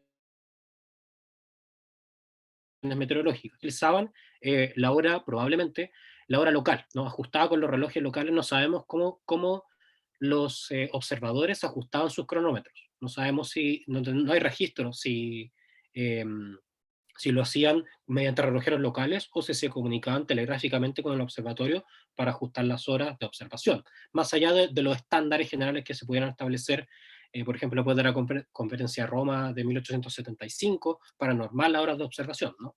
Pero eso es difícil de normar. Yo, al menos en meteorología, me he encontrado que eso es un problema. ¿A qué hora observar? ¿Y quién lo va a hacer? ¿Cómo lo va a hacer? Eso es difícil. En el fondo, disciplinar al observador, que se incluye el tema del tiempo. Respecto a la unificación horaria, el primer país en América Latina, o al menos en América del Sur, que fue en adoptar una unificación horaria nacional fue el caso de Argentina en 1893, si no me equivoco, porque había un problema con los usos horarios. Y los usos horarios, bueno, aparece en 1884 después de la conferencia de Washington. Entonces, este problema de unificar las convenciones espaciotemporales es algo que está muy presente, pero que es difícil, y recién se va a consolidar en la primera 2 décadas del siglo XX, que es cuando se adopta finalmente una hora unificada nacional en Chile. Por un decreto, no recuerdo cuál, pero ahí lo mencioné en mi tesis. Y ahí el observatorio es el que se encarga digamos, como de guardar la hora exacta nacional, ¿no? Así que eso por una parte sería lo que podría mencionar por ahora. Y respecto a lo que decía Bárbara, sí, lo que pasa es que para determinar la longitud, lo que en el fondo, la Tierra recorre, o sea, se mueve y recorre 360 grados en 24 horas, ¿no? Entonces, los grados, minutos y segundos son intercambiables, ¿no? En tal cantidad de tiempo recorre tal cantidad de grados, ¿no? Entonces, lo que hace la longitud es indicar una dirección este u oeste a partir con un meridiano de referencia, ¿no? Entonces, si yo tomo un meridiano X, y este fue un problema, definir el meridiano, por ejemplo, el de Greenwich o el de París, va a ser distinto, pero lo que yo necesito es saber qué hora es en el meridiano de referencia y qué hora es en mi meridiano, ¿no? Cuando yo tengo la diferencia de tiempo, después puedo cambiarlo a horas, minutos y segundos, y al comparar la diferencia, puedo establecer digamos, en grados, minutos y segundos, qué tan lejos estoy de mi meridiano de referencia, ¿no? Y eso después es posible situarlo en un mapa. Eso, así como he dicho en términos coloquiales. No sé si responde a la pregunta. Sí, Un- A un- propósito, a propósito de la... Perdón. Sí. no, solo quería decirle a Estefan que sí responde, y era como estaba direccionando, intencionando un poco, porque para no dejar de lado estos aspectos como técnicos que a veces son bien interesantes y que a veces es necesario como explicitarlos. Entonces está bueno, y sí, efectivamente esa es la explicación que siempre se da. Em, y me alegra que lo puedas dar, porque hay veces, yo misma a veces me enredo un montón en tratar de poder explicarlo, pero está bueno eso. ¿Y cómo se llama? Y lo que te iba a decir de meteorología que decías recién, si es que esa es tu intención de seguir como en el doctorado, etcétera, había, bueno, habían varias cosas. Primero, en la expedición del Lick, cuando empieza su relación con el OAN, ¿no? Hay una especie, incluso una suerte de desprecio. Cuando algunas de las personas de OAN le ofrecen ayuda, ¿no? O bueno, ¿y por qué no se instalan cuando ellos estaban todavía buscando lugar, cuando no habían todavía elegido el San Cristóbal? ¿Por qué no se instalan acá con nosotros? Tenemos un lugar que les puede servir, etcétera, etcétera. Y de parte de estos californianos, ¿no? Hay un desprecio como de, estos tipos lo único que hacen es meteorología, no tienen idea lo que es la astronomía, ¿no? Entonces, eso recordé que a lo mejor en algún momento te podría servir. Y lo otro es que les guste o no los astrónomos con desprecio y todo, al final necesitan registros meteorológicos, porque eso les va a indicar cuáles son las condiciones que tiene el lugar donde supuestamente quieren instalarse, más allá de lo que ellos están viendo en ese momento. Y eso es tan válido a comienzos del siglo XX como hoy día. Entonces, hay muchas instancias en que los astrónomos se quiebran la cabeza para poder conseguir esos registros meteorológicos, y incluso con iniciativas astronómicas de los 60 y incluso de los 90 de este siglo, no de este siglo, del 20, ¿no? Van a buscar esos registros, y hay muchos registros meteorológicos en escuelas locales. No tengo idea por qué, porque tú sabes que yo no trabajo meteorología, pero los he necesitado por estas razones. Entonces, el profesor local del liceo X, de las partes más insólitas que uno pueda pensar, tiene registros locales meteorológicos por años, no todos tomados por él, obviamente, pero por muchos años. Entonces, es como bien interesante la relación, que por una parte los desprecian, por otra parte los necesitan, y van ahí a tratar de buscarlos de donde están, porque si no se pueden equivocar en elegir el sitio, y eso, bueno, sería un desperdicio de inversión. Así que te lo comento por si en algún momento te sirve, quizás aporta. Oye, respecto de la hora oficial, yo tengo un artículo que todavía no sale porque hace un año que está en evaluación, No sé si en algún momento va a salir, que yo escribí sobre el círculo meridiano Repsol, y le seguí la cuenta, digamos, ustedes lo expuse una vez acá, le seguí, eso llegó a principios del siglo XX al Observatorio Astronómico Nacional, y yo fui a los archivos en la Alemania donde se construyó, y tenemos toda la correspondencia con Friedrich Ristenpark. Y ese instrumento fue el que permitió, tengo algunos datos aquí anotados, que en 1926 se midiera la latitud, perdón, en 1917 se midiera la latitud geográfica, y ese instrumento permitió que en 1926 oficialmente tengamos, ¿no es cierto?, la longitud geográfica, pero fue porque habían telégrafos que conectaban, ¿no es cierto?, al Observatorio Astronómico Nacional con los Estados Unidos, y fue con Anápolis.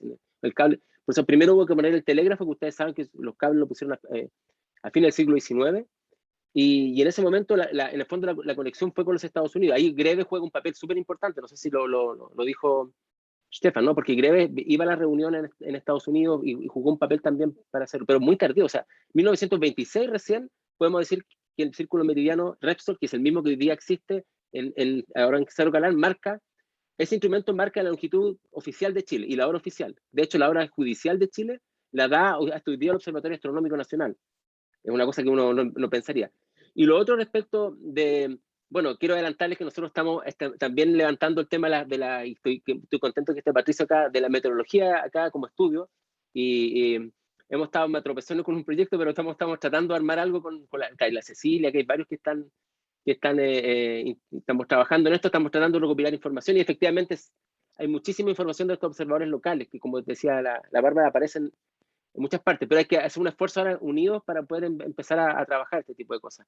Y lo último que quería preguntarle, antes de pasar la mano, la gente levantando sus manos virtuales, y para todas y todos, digamos, en el fondo, si no debiéramos, si es un anacronismo hablar de astronomía cuando estudiamos la astronomía o la meteorología o qué sé yo, en este periodo que estamos viendo, quizás a fin del siglo XIX, principio del siglo XX. Yo estoy pensando que podríamos ya empezar a hablar definitivamente de ciencias observacionales, por ejemplo, porque la gente se sorprende que el Observatorio Astronómico se haga más meteorología que astronomía, como era lo que yo leí tu libro, Bárbara, y claro, efectivamente aparece ese desprecio de decir estos son meteorólogos, no son astrónomos.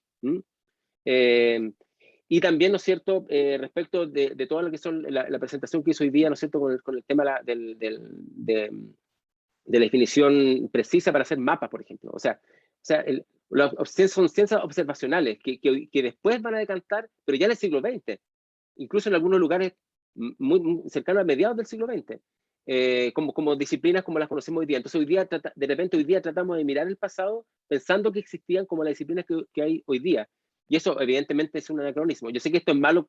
Acabo de postular, nosotros publicamos el año pasado en Journal History of Astronomy, y claro, si tuviera postulado no me habrían publicado con la un artículo en un lugar así, supongo yo, pero no sé, lo tiro como algo que en algún momento debiéramos conversar. La Bárbara dice que no, pero debiéramos conversar tal vez como tal vez abandonar algunos de esos conceptos que utilizamos desde hoy día, porque también en el momento también están buscando de formarse como disciplina. Hay que mirar la figura de Ristenpark, por ejemplo, que la han trabajado algunos acá a principios del siglo XX, porque él tiene un intento tal vez más claro de marcar el nuevo proyecto que hace, ¿no es cierto?, en el Observatorio del Espejo, digamos. No sé qué opinarán ustedes, pero antes de pasar la palabra al resto. La Bárbara dice que no, ya me dijo me dijo al tiro que no, sí. Nunca estamos muy de acuerdo. Aprovecho a responder, quería referirme a eso. Dos cosas, bueno, yo igual estoy de acuerdo con que no sé si deberíamos desechar el término, pero debiésemos pensarlo de manera más amplia. Yo creo que eso es porque son disciplinas que todas las disciplinas científicas se van consolidando, y en algún momento van buscando su identidad disciplinar, pero también eso está relacionado con los propios desarrollos locales de cada... o sea, si bien es cierto que hay un contexto global y todo, hay distintos tiempos, hay distintos momentos, hay distintos actores también. En el caso de la meteorología, pues, al menos en el caso de la meteorología, estoy pensando que como el observatorio era como una casa donde se encontraban se hacía un poquito de todo. Pero igual, por ejemplo, hay intentos por distinguirse, porque por ejemplo cuando Bárbara decía los del LIC miran con desprecio a los del Observatorio Astronómico porque hacen meteorología, no solo en Chile, en la meteorología también era más o menos un poquito despreciada al menos los otros trabajos que yo he leído, por ejemplo, el de Katharine Anderson, la Royal Society miraba con mucha desconfianza la meteorología, y le hacía la cruz a Fitzroy, que era el que estuvo encargado de la oficina, las predicciones, al fondo de los estudios, decía, esto no es lo mismo que astronomía, ¿no? Entonces, pero en otros casos, sí, al parecer habían cruces. Sí, Robert Fitzroy, era el mismísimo Robert Fitzroy. Voy a pronosticar si el tema era el pronóstico, o sea, el pronóstico preciso de la meteorología. Se quejaban en Chile que después de que pasaba la lluvia, anunciaban, todo era posteriori, los primeros meteorólogos. Decía, ayer llovió, hubo tanta temperatura, y los agrónomos acá en Chile decían, bueno, no necesitamos esa información, queremos pronóstico. Y ese es un tema que afectaba a la meteorología a principios del siglo XX, creo yo.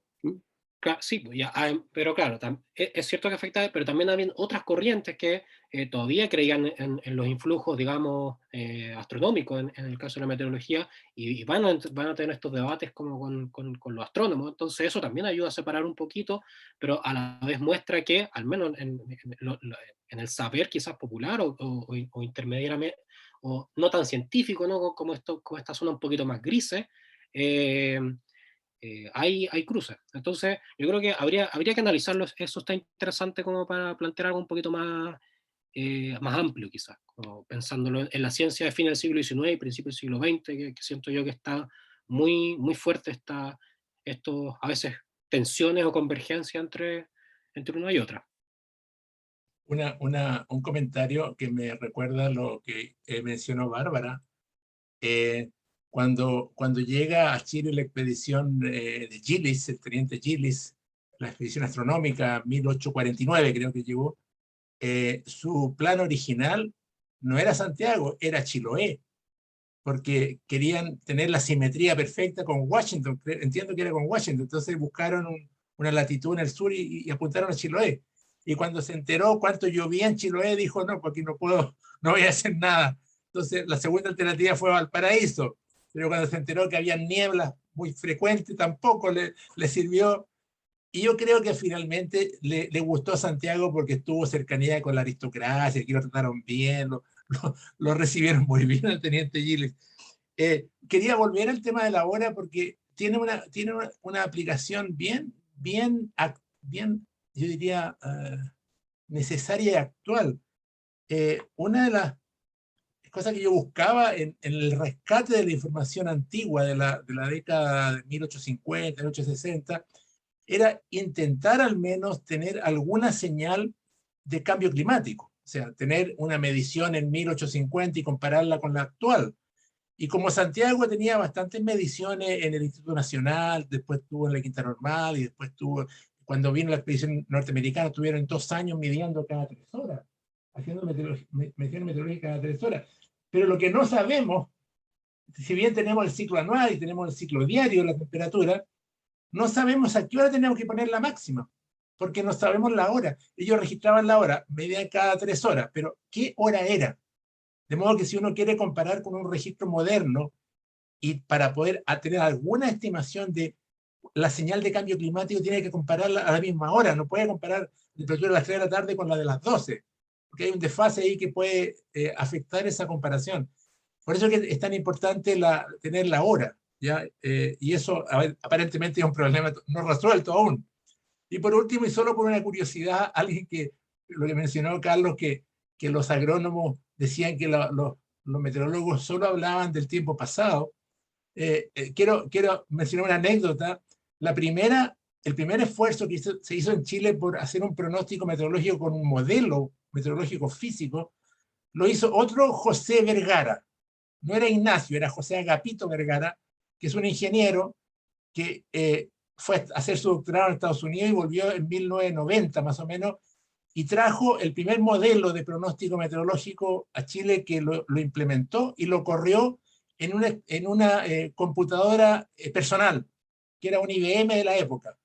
Y entonces, obviamente que ese computador no era suficiente para la tarea que tenía que hacer, y se demoraba 48 horas para hacer un pronóstico de 24.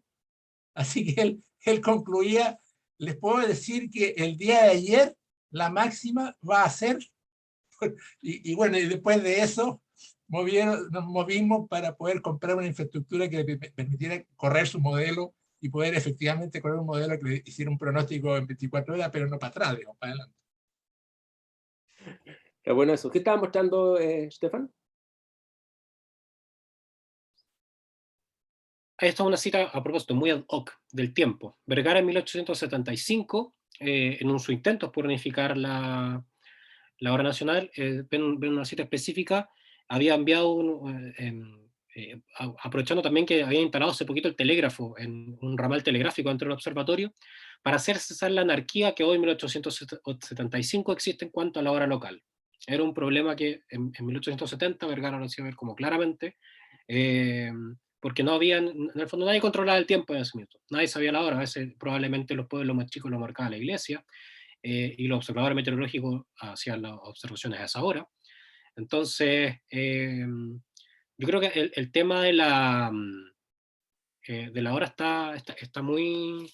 es algo que todavía hay que hacer con más detalle para poder entender los alcances, no solo en términos científicos, sino también en términos culturales, ¿no? Hay un trabajo no recuerdo quién es el autor, pero bueno, habla un poco de la vida cultural de la hora del tiempo, o sea, en general como los usos del tiempo, tanto a nivel científico, que requiere una precisión específica, pero también a nivel como de vida cotidiana, ¿no? Quizás no hay tanto de eso todavía acá, siento yo.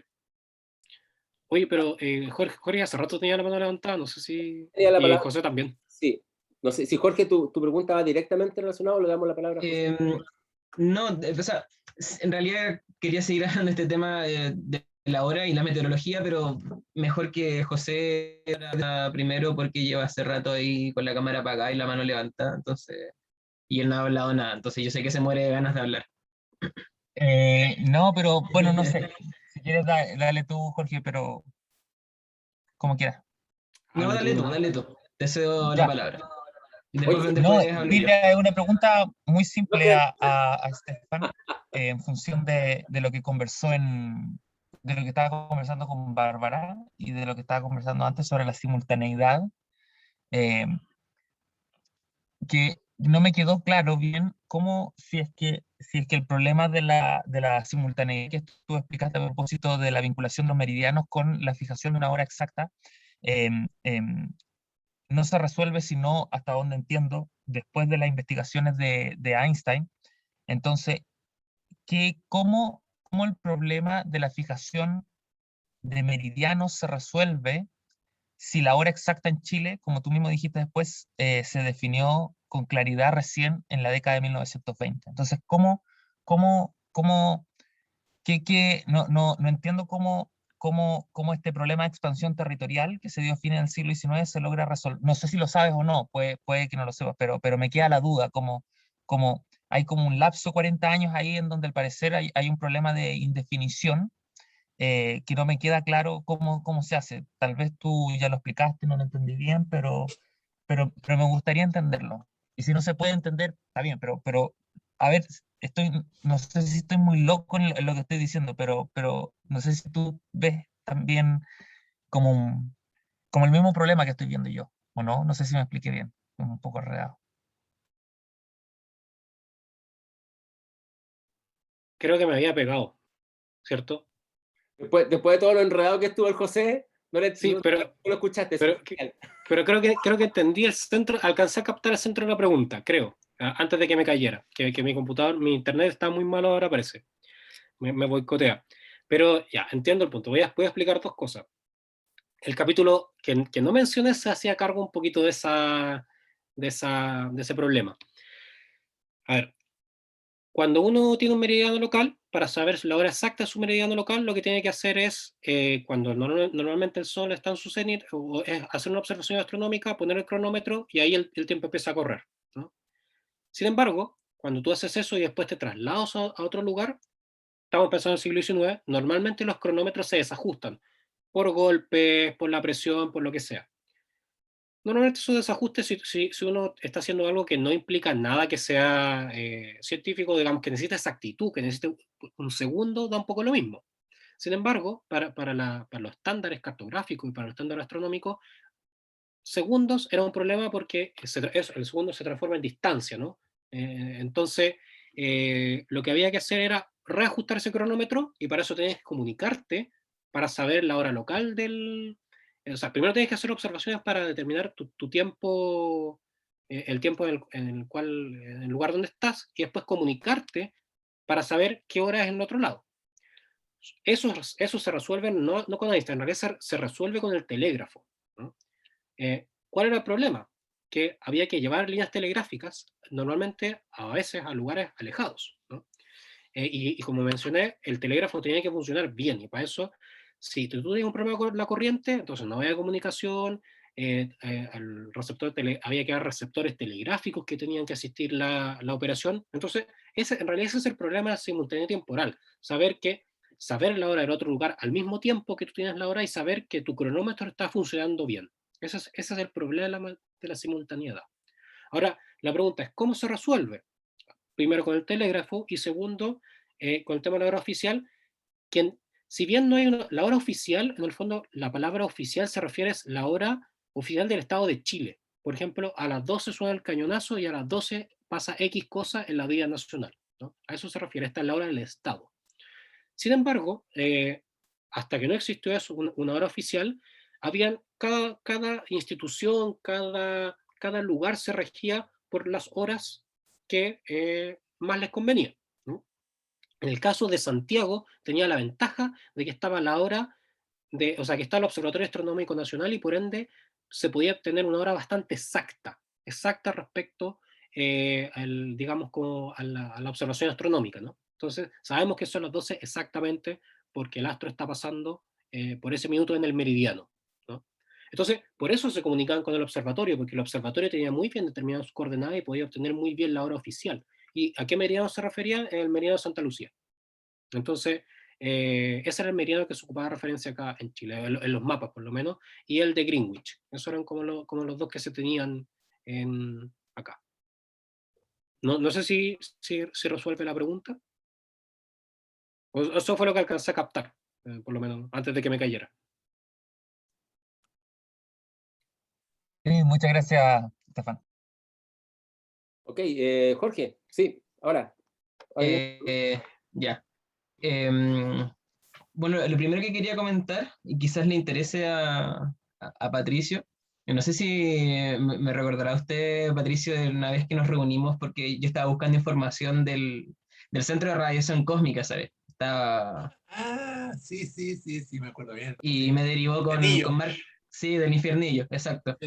Sí. Bueno, respecto del tema de la hora, yo me especialicé un poco más en siglo XX, mediados de los años 50, etcétera, pero en los archivos de la Secretaría General de la Universidad de Chile, que están en el archivo Andrés Bello, encontré un par de cartas que refieren a los intercambios del Observatorio Astronómico en la época que estaba dirigido por Federico Rutjant, con las asociaciones de radiodifusión que le pedían constantemente el servicio de la hora exacta al observatorio para poder en el fondo ellos transmitir la hora exacta o bien desarrollar sus programaciones, y un servicio por el que, si mal no recuerdo, en esas cartas que vi, las tengo por ahí catalogadas, creo que el observatorio incluso les cobraba. Como para ver en el fondo la mantención a través del tiempo de esta relación del observatorio con el tema de la hora. Y lo otro respecto a como todo este tema de la meteorología que ha ido surgiendo, para que no me odies, Carlos, que yo he estado también metiéndome en el tema de la meteorología a través de los glaciares, porque Louis Liboutry, el famoso glaciólogo francés, de quien se ocupó Marc Turrell en su libro, una de las labores, paradójicamente, a propósito de toda esta como heterogeneidad de las labores de los científicos, Lili Boutry no era solamente un glaciólogo, de hecho él era físico de formación, y buena parte del trabajo que realizó en sus expediciones en la zona central fueron también de carácter meteorológico primero, porque tenía que tomar las medidas de temperatura, de nubosidad, etcétera, de las zonas de los glaciares, y también desarrolló, y esto vinculando con la exposición de Stefan, una labor geográfica que yo creo que es extremadamente rica para analizar, en términos como para continuar, por ejemplo, este tema la geografía, e incluso dentro de este marco de los límites. De hecho, yo me atrevería a decir tanto un marco dentro de la cuestión de los límites, porque en este caso Libutrí estuvo en la zona de campos de hielo, que es una zona que hasta hoy en algunas partes no está completamente definida, sino que también otros marcos como el tema, por ejemplo, de la colonización de Aysén, donde ahí uno puede, por ejemplo, encontrarle sentido a la referencia que mostré en el diario El Mercurio, porque el tema del canal de Oski se relaciona básicamente con la comunicación con Magallanes y la colonización de Aysén. Y en el caso de Libutrí, él desarrolla una labor geográfica que tiene que ver con actualizar, en cierto sentido, mejorar, no digo entre comillas, en los mapas, por ejemplo, que manejaba el propio Instituto Geográfico Militar en los años 40. Y ya estamos hablando de un tiempo más reciente, donde en el fondo ya las instituciones militares están más consolidadas y donde supuestamente hay un control más definido sobre el territorio, y aún así Vali Butri, que él como experto andinista también, cartógrafo de cerros, etcétera, porque tenía toda esta beta del andinismo también, va y corrige y dice, no, este cerro es tanto, y este cerro, por ejemplo, esta vertiente da hacia el lado atlántico y este al lado chileno, entonces el límite chileno aquí está mal trazado, y él pone en su texto, en Nieves y Glaciares de Chile, mapas actualizados que de una u otra forma como que compiten o corrigen a los mapas del Instituto Geográfico Militar. Y bueno, y este comentario, ¿por qué también? Porque me parece que este cuestionamiento que hace Carlos, que yo tampoco estoy tan de acuerdo con el tema como de quizás dejar de nombrar a los astrónomos, pero sí es verdad que esta figura de estos científicos que se mueven en distintas disciplinas, por lo menos existen hasta los años 60. El propio caso de Libutrí, que tiene como estas tres áreas en que, por lo menos en que él trabaja, pero también uno podría considerar el caso de Jürgen Stock para las expediciones de los observatorios en los años 60, porque él en el fondo desarrolla muchas mediciones meteorológicas que son fundamentales para ir definiendo cuáles eran los lugares donde él consideraba mejor instalar un observatorio, etc. Eso. Bueno, Bárbara, tú querías... Sí, perdón, pero no, Jürgen Stock no hace trabajo meteorológico. No, o sea, una cosa es decir, sí, está despejado, bueno, partamos por ahí, pues lógico, porque si está todo tapado, ¿qué vaya a ver? Ni tu propia sombra. Entonces, pero no son, las mediciones no tienen que ver con meteorología, porque de hecho trabaja con un telescopio en particular que se usaba para los site survey y para... ¿cómo se llama? Y con unos tipos particulares de interferómetros, etcétera, etcétera. Entonces, obvio que meteorológico porque tiene que estar despejado, pero eso ni siquiera lo medían, era más bien como cantidad de noches despejadas y punto. Entonces, ojo ahí. Y, ¿cómo se llama? Y Carlos, no, tus ciencias observacionales.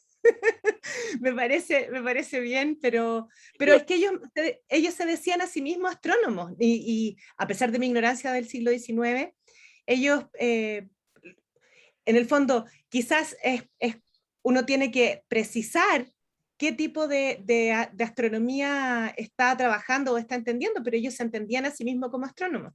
Es como después la distinción cuando viene el trabajo con espectrografía, la distinción entre astrofísica o astronomía, y que hoy día todavía hay gente que quiere, que le da un poco con esa distinción, y son los mismos astrónomos los que te dicen es que hoy día esa distinción no tiene ni un sentido, si hoy día es todo lo mismo. Entonces, como dejarles de llamar astrónomos para las ciencias observacionales, yo digo, bueno, pero si ellos creían que eran astrónomos, ¿cómo nosotros les vamos a quitar ¿cómo se llama? Esa identificación, ¿no? No sé, algo por ahí creo que pasa. No podemos hacer si ellos ya murieron, ya nosotros lo estamos estudiando y hacemos lo que... Por algo somos historiadores y historiadoras. Después tenemos... Puede ser. Quiero decir que mi provocación, yo sé que no le iba a convencer porque al propio Estefan que fui y José y otros que han sido alumnos míos y que le dirigió sus tesis tampoco me siguieron mucho, así que no me preocupo a ese fenómeno, digamos. Y también, ¿no es cierto?, a Jorge, que lo traté de reclutar por la astronomía y se nos terminó yendo a la glaciología, pero no importa, ya me acostumbré ya, eso es parte de cómo vamos trabajando. Lo que yo digo es que de repente podríamos pensar en estas imbricaciones digamos, y entrelazamientos que tienen efectivamente estos fenómenos, pero hasta un periodo de tiempo bien determinado, porque ya en el siglo XX, a mediados del siglo XX, claramente esto no ocurre, eso está claro, eso no ocurre, pero en el periodo que nosotros estamos mirando, siglo XIX, perdón, y principio del XX, esto está bien digamos, vinculado a algo que está... que se está formando y al mismo tiempo no está formando las disciplinas, que digo yo, que no puede ser un poco, por eso digo, un poco atemporal pensar que hay disciplinas como las conocemos hoy día, puede ser mal interpretado eso, y quizás lo de ciencias observacionales puede ser un intento epistemológico también para mirarlo de otra manera, y sería un buen recurso y una justificación para hacer un seminario, tal vez, entre nosotros o con más gente, o un libro, digamos, con el tema de las ciencias observacionales. Y lo otro que también llama la atención, que lo habíamos visto antes, pero lo reafirma ahora, que hacemos estudios sobre astronomía, presentamos trabajos de astronomía, y siempre, ¿por qué terminamos hablando de meteorología? Al final, ¿se han dado cuenta? La meteorología como que está detrás, es como el impostor, digamos. Como en el juego, aparece por todos lados, ¿se dan cuenta? Entonces hay que darle un poco más de, y qué bueno que esté el Patricio acá, hay que darle un poco más de fuerza a este tema, y seguir trabajando. Oye, no sé Eso, si lo Carlos, que, está en contra de lo que yo digo, quiere dar otra opinión, por favor. ¿Se aceptan? no, esto que Carlos, una decías, que pregunta mencionabas. Ay, alguien quería hablar y yo me estoy... No, estaba yo solamente preguntando por la conversación que tienen Carlos y Bárbara sobre el tema de los astrónomos y climatólogos, y también preguntarle a Jorge y a Estefan, que saben más del tema, pero como a mí me tocó revisar archivos sobre el asunto, eh, a propósito de esta conversación que tienen, que tiendo a estar más de acuerdo con Bárbara que con Carlos, de que no le podemos quitar como su autocalificación, pero sí, ¿no les parece interesante el hecho de que en esta, por lo menos en la época, o las conversaciones durante el siglo XIX-XX, se identifican como astrónomos, pero yo no recuerdo, y no sé si ustedes han encontrado en los archivos, alguien que se autoidentifique como climatólogo? No, Como que No. existe un instituto de climatología, pero claro. no aparecen climatólogos. No hay nadie que se dedique específicamente al estudio del clima. Entonces, la pregunta sería, más que hablar como de ciencias observacionales, como crear una categoría nueva para una realidad que ellos no identifican, es cuando se crea esta disciplina nueva y específica, que es climatología, y que está totalmente separada de la astronomía. Bueno, pero es que Me también pregunto. eso tiene que ver también que tiene que ver con una manera del siglo XX, del transcurso del siglo XX, de cómo opera el conocimiento de una progresiva especialización. Y hoy día, si tú te vas a meter a un departamento de astronomía, incluso te vas a poder encontrar con alguien que te dice, no, yo no soy astrónomo, yo soy cosmólogo. Ah, ya. Entonces, en el fondo también tiene que ver cómo estas cosas van evolucionando y no son como categorías fijas ni taxativas, sino que en la medida en que se especializa el conocimiento, se va cambiando. Antes uno hablaba de un médico como un médico nomás, y punto. Y hoy día, ¿cuántas especialidades médicas? O sea, y subespecialidad, entonces creo que eso pasa. Y para responder la pregunta a José, bueno, ustedes saben que yo siglo XIX no le hago mucho, yo más bien mi territorio es el XX, y en el 20 yo he visto personas como, no sé si climatólogo, pero sí meteorólogo, así ya propiamente identificándose con el nombre. Cientistas atmosféricos, y ahí hay harto material, hay harto estudio de cómo se constituye la categoría de la climatología y cómo las ciencias atmosféricas se toman ese territorio a partir de después de la Segunda Guerra, que es tu territorio. Claro, o sea, eso iba a decir que recuerdo haber visto que aparecen como especialistas en meteorología, y esto es solamente una impresión porque yo no he estudiado el asunto, solo de recordar, verlo nomás, más bien tipo de años 50 para adelante. Antes no recuerdo haberlo visto. No recuerdo haberlo Hay un visto. libro súper bueno de las ciencias atmosféricas que parte cómo se crean esas ciencias y cómo después influyen en las ciencias del clima. Después te lo mando. Y ahí hay una autora que nos ha trabajado, Deborah Cohen, que la conocimos en un congreso incluso. Ella ha trabajado esos temas de cómo se va formando la climatología como disciplina en Austria. Y Ok, Patricio, ¿quería decir algo? ¿Sí?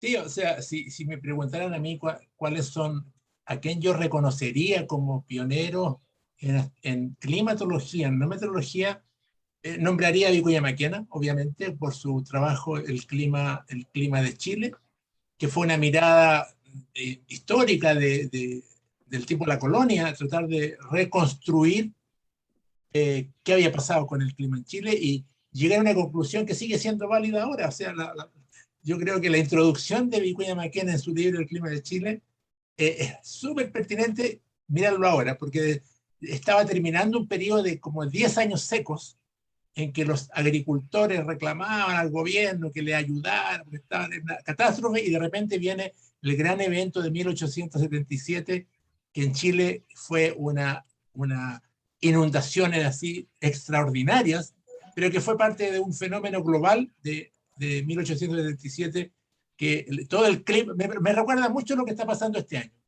En 1877 el clima global se produjo una alteración de tales dimensiones que produjo sequías en muchas partes, inundaciones en muchas partes, un poco lo que estamos viendo en este año. Y la segunda persona que yo identificaría como también uno de los pioneros, 1930 y algo, Enrique Taulis. Fue el primero que hizo una reconstrucción histórica en que clasificó cada año, desde la llegada de los españoles hasta 1920 y tanto, cada año lo clasificó como un año muy seco, lluvioso, muy lluvioso o normal. Esas dos tareas me parecen, esas dos aportaciones me parecen a mí clave, porque ya no era meteorología, era clima. Estaba pensando que, a propósito de lo que mencionó Patricio sobre Taulis, no sé si él será hijo o hermano de Juan Taulis, que fue primer astrónomo del observatorio y también estuvo me hago la misma pregunta. Enrique Taulis fue uno de los decanos de la Facultad de Agronomía, pero no sé qué vinculación. Me acuerdo una vez que fui a de visita al decano de Agronomía y tienen las fotos ahí de los decanos. De repente mirando un viejo que parecía bien viejo, lo voy y me acerco y veo Enrique Taulis. Y él era pues, el autor de ese artículo sobre el clima de Chile. Pero no sé si era pariente de Juan Taulis. Sí, porque él fue primer astrónomo, él también fue uno de los que pasó a servir la comisión de límites y me parece que él también tiene unos registros sobre meteorología, estuvo encargado en eso dentro del observatorio, así que si es familiar directo de Juan Taulis, entonces puede haber sido, puede haber obtenido grandes registros directos, ¿no? Claro. Ahora parece que hay un cineasta también, bueno, podemos encontrar harto dentro de la familia, parece que son bien notables. Jorge, ¿iba a decir algo, no? Sí, respecto como a lo que estaban conversando de cómo quizás obtener un concepto paraguas, yo recuerdo cuando estaba investigando y veía sobre todo el tema de la Universidad de Chile, me llamaba la atención que muchos de estos científicos que provienen como de disciplinas tan distintas, diríamos hoy día, muchas veces estaban agrupados había un departamento de geofísica, creo, en la Universidad de Chile en esa época. Y muchas veces gente que practicaba, qué sé yo, geografía, geología, ciencias atmosféricas, etcétera, quedan agrupados dentro de este paraguas de concepto de ciencias geofísicas que tengo entendido, quizás Patricia me lo podrá confirmar o no, no se utiliza tanto hoy día. Pero en ese año, en esa época, en los años 50, estuvo bien de moda a propósito también del desarrollo del Año Geofísico Internacional, que tenía en el fondo secciones de todo.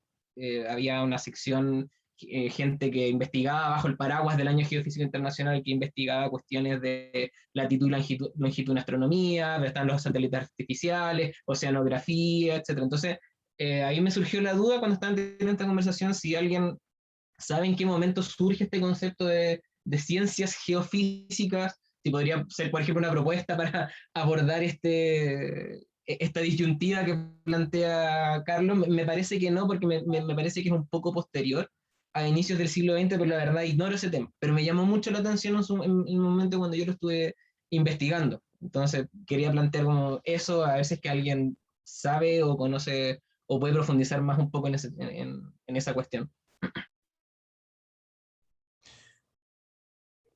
La verdad es que la meteorología llegó bastante tarde a ese grupo. Somos los últimos que nos integramos, curiosamente, porque la meteorología se había iniciado con Domeyko en 1847, sus primeras observaciones, pasó por un pic con la Oficina Central Meteorológica, después decayó, después la universidad perdió la tuición de la meteorología y se hundió la meteorología, ¿no? Por muchos años no hubo nadie en la Universidad de Chile que cultivó la meteorología como ciencia. Pero, Y solamente perdón, renace...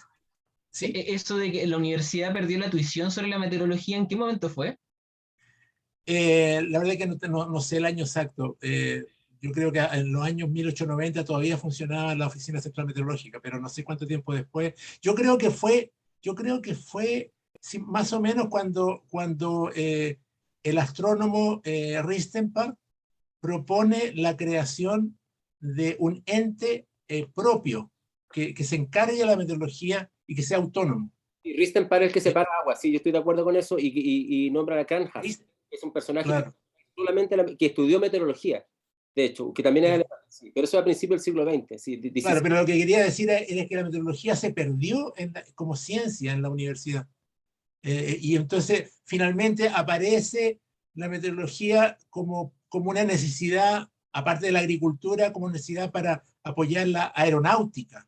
Cuando empiezan a volar aviones y llegar aviones necesitaban meteorólogos, pero entonces esos meteorólogos funcionaban asociados a las empresas aeronáuticas. No había un desarrollo de conocimiento en la universidad. Y solamente en la década de 1960, la universidad crea un grupito en geofísica, un grupo pionero que empieza, Humberto Fuenzalía es uno de los pioneros en esa área, y ahí empieza a desarrollarse nuevamente.